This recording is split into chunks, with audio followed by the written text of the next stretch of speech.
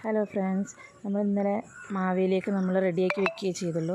ഇന്ന് രാവിലെ നമ്മൾ അതിൻ്റെ മേലെ കൂടെ ഒക്കെ അണിയുകയാണ് കേട്ടോ, മുറ്റത്തേക്ക് വെക്കാൻ വേണ്ടിയിട്ട് അവിടെയൊക്കെ വൃത്തിയാക്കി അണിയുകയാണ്. പച്ചരി മാവും കൊണ്ടാണ് നമ്മൾ അണിയുന്നത് കേട്ടോ.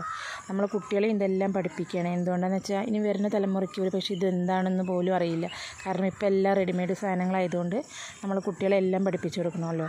അതുകൊണ്ട് പഴം, പപ്പടം എങ്ങനെ അണിയുക എന്നെല്ലാം കുട്ടികൾക്ക് പഠിപ്പിച്ചു കൊടുത്ത് അവരോട് തന്നെയാണ് നമ്മൾ ചെയ്യിപ്പിക്കുന്നത് കേട്ടോ.